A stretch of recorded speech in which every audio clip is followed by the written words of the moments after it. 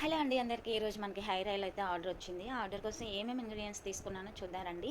ముందుగా అవిసె గింజలు, ఇవి మన హెయిర్ హెల్త్కి చాలా మంచిది. మన హెయిర్కి విటమిన్స్ కావాలి కాబట్టి ఈ విటమిన్ క్యాప్సిల్, అలాగే కండిషనర్గా మెంతులు, అసలు హెయిర్ ఆయిల్స్లో కానీ హెయిర్ ప్యాక్లో కానీ రాజులకి రాజు అని చెప్పొచ్చు బ్రింగ్రాజ్ అండి.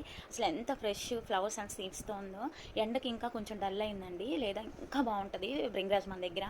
డ్రై బ్రింగ్రాజ్ కూడా అవైలబుల్ ఉంది. అలాగే కొంచెం కలబంద, మన హెయిర్ బ్లాక్ అండ్ థిక్ అవ్వడానికి కలోంజీ ప్లస్ కరివేపాకు రెండు యూస్ చేస్తున్నాను.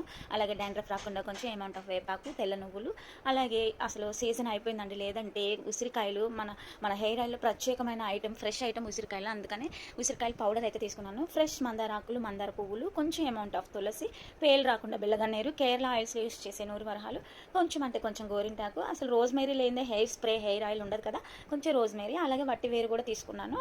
అది మిక్సీ జార్లో యాడ్ చేసేటప్పుడు యాడ్ అయింది చూడండి. అసలు ప్రతి ఇంగ్రీడియంట్ కూడా చాలా చాలా బెస్ట్ అండి హెయిర్ హెల్త్కి.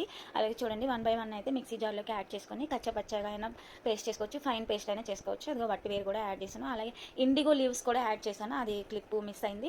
ఇలా 1 బై 1 మిక్సీ జార్లో యాడ్ చేసుకొని ఇలా ఫైన్ పేస్ట్ కాకపోయినా కచ్చపచ్చ చేసుకోవచ్చు. ఇలా చేసుకున్న పేస్ట్ని ముందుగా కడాయి పెట్టుకొని, ఐరన్ కడాయి మాత్రమే యూజ్ చేయాలి. అలా కడాయి పెట్టుకొని మనం ముందుగా మంచి ఆర్గానిక్ కోకోనట్ ఆయిల్ అయితే యాడ్ చేస్తున్నాను. అలాగే మన హెయిర్ హెల్త్ ఇంకా ఇంప్రూవ్ అవ్వడానికి బాదం ఆయిల్ అయితే వాడుతున్నాను. అలాగే కొంచెం అమౌంట్ ఆఫ్ ఆనియన్ ఆయిల్. ఆనియన్లో సల్ఫర్ అనే పదార్థం మన హెయిర్ హెల్త్కి చాలా బెనిఫిట్ అనమాట. అందువల్ల కొంచెం నువ్వుల నూనె.